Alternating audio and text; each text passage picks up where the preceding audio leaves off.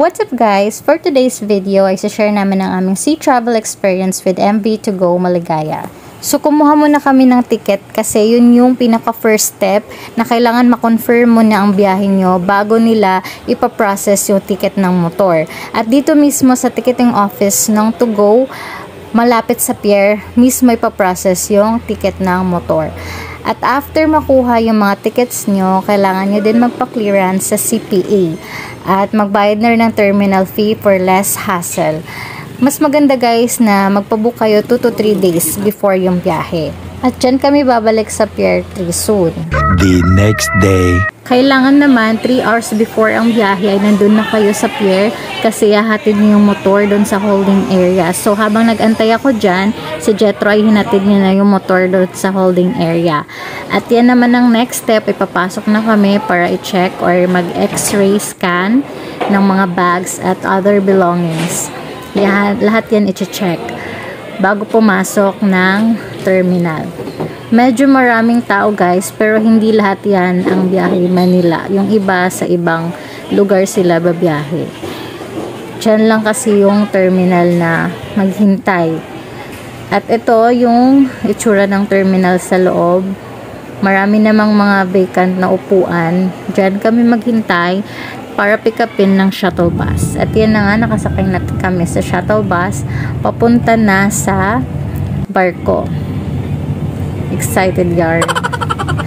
Pagbaba naman ay kailangan ilatag lahat ng gamit sa ground kasi may K9 check.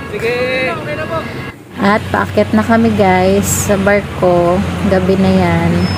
Mga 10 PM or something.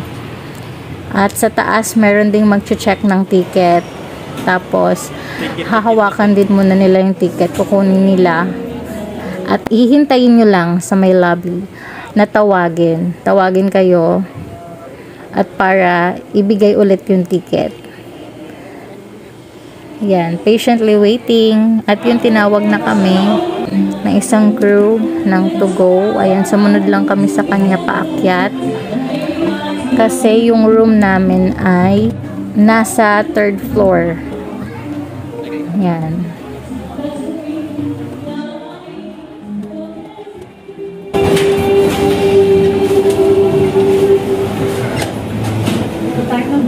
Thank you. Thank you po. Thank you po.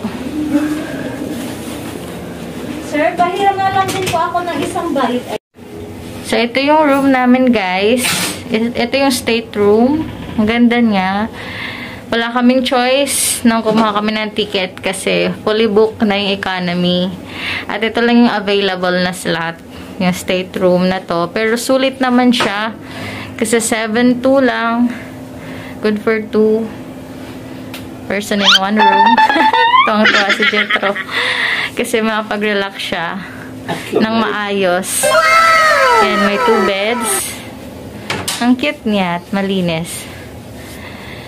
Yan. Bawi daw yung pagod niya. Ito yung ano eh. Ito yung yan. Unang ano eh. Aircon eh. Alam ko. So, pahinga na tayo. The next day. Good morning guys. Yan. It's a beautiful morning. Bababa na kami for breakfast. Tsura na. Nag-bathroom tour muna bago bumaba. Sinsarap maligo. May shower, may bathtub. Tapos mainit sa loob. Then, wag kalimutan mag-lock na room every time na lumabas. Wag din kalimutan na dalhin lagi yung ticket kapag mag-claim ng free meals.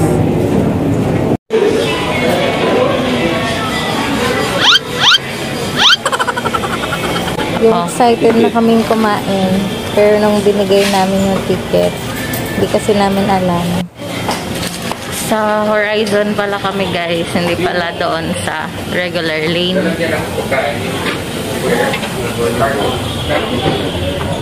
Good morning. Yes po.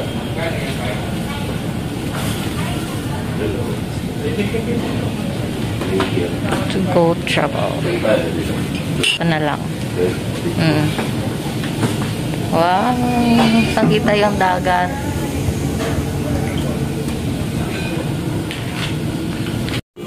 Kain po tayo guys. Breakfast.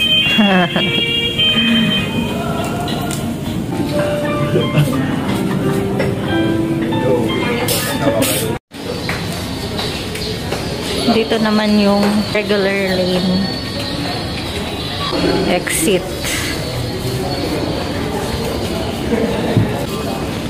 Balik muna tayo ng room.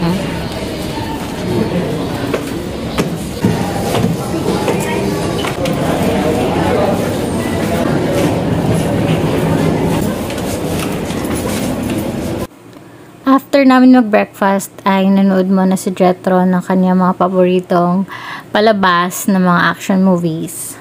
A few moments later. Baba naman kami ngayon for lunch. Lunch na to guys. After namin kumain guys, punta muna kami dun sa view deck. Tingin kami. Dito ba dadaan? Oh, dito dadaan.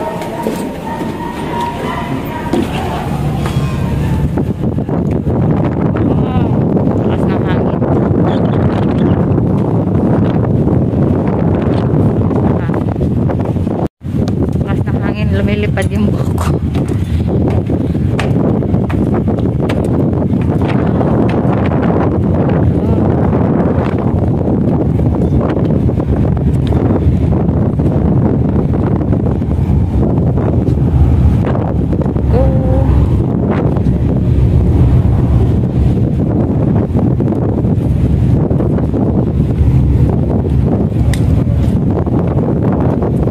Parang walang nakikita. Kulimlim. Kulimlim. Parang papag, no? Oo.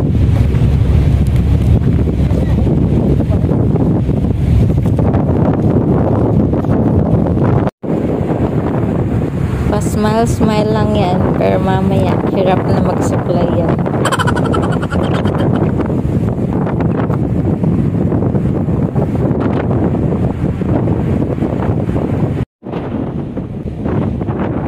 Anong iniisip mo?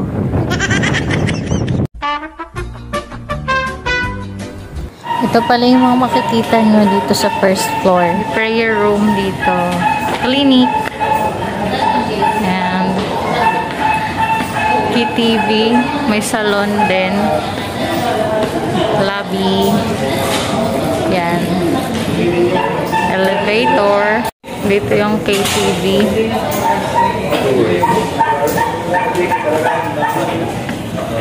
Charging station. Quick Mart. Charging station. At Kids Corner. Bibili si Jethro ng snack. Tato. Ano bibilin mo? Tato. Cute. Drinks. Ito naman yung view mula sa third floor sa pinakamataas. Yan, nakakatakot, nakakalula. Pinamili mo? Ito. Chicheria. The drink. Food trip ka na naman. Food trip mo. Anood ka movie? Yeah. While watching the movie. Charot. Yeah. Anong iniisip mo, girl? Tumitingin lang ako sa dagat. Gabi na guys. Tapos na manood ng movie ni Mr. Jethro. Yeah. Wow, ganda sa labas. Sayang di ko nakuhanan yung sunset kanina. Punta na kami sa dining area. Maya-maya, dinner naman.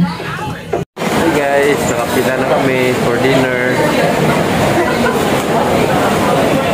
Dinner. After namin kumain guys, mag-impake na.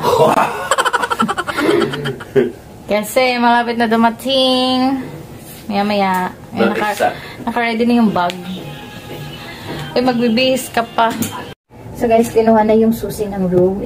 Ibig sabihin malapit na kaming dumating. Pero yung problema is sobrang lakas ng ulan. Baka mamaya hindi na kami makapag-vlog pagbaba. Kasi magpe-prepare na kami ng raincoat upang cover dun sa gamit namin. Kasi baka mabasa. Regarding naman sa experience namin dito sa To Go MV Maligaya is okay naman so far. Yung travel time namin is 22 hours.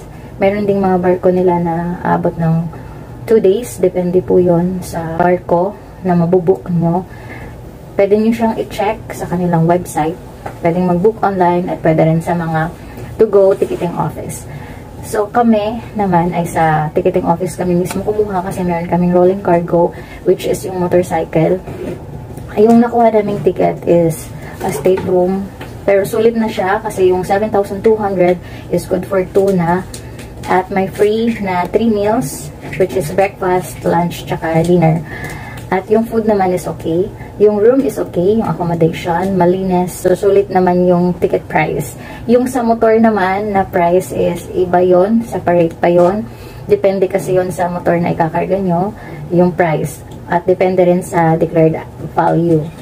So, malalaman nyo yun kapag pinaprocess nyo na yung motor ninyo doon mismo sa ticketing office. Kasi hindi nagbubook ng motorcycle yung online. So, sa online ay tao lang yung binubook doon. So, kapag meron kayong rolling cargo, tulad sa amin yung motor, doon mismo sa ticketing office na malapit sa pier. Sa Manila ay sa Pier 4. Kapag Cebu to Manila naman ay Pier 3. Kapag meron pa kayong mga ibang katanungan, so pwede naman kayo doon mismo sa ticketing office nila. Or you may check their website ng To Go. So ako na yung nag-outro guys kasi nagpe-prepare na si Jetro ng gamit. Nag-impake na siya baka may makalimutan. Thank you for watching guys. Bye! Ito yung pumila na kami palabas ng barko. Buti na lang guys, wala ng ulan at ang pinaka last step ay ang hintayin munang maibabalat na masasakyan dito sa holding area. So dito muna ako naghintay habang si Jetro ay kumukuha ng gate pass doon sa window 26.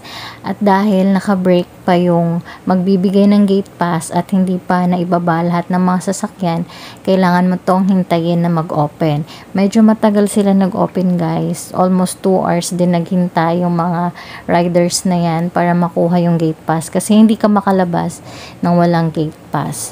Kaya kailangan magbaon ka din ng mahabang pasensya kapag ikaw ay bumabiyahe sa mga pila, ganyan, at mga paghihintay-hintay. 1 eternity later. Finally, meron na kaming gate pass at makukuha na namin yung motor. Kaya yan, pauwi na kami guys. Thank you so much for watching. Bye!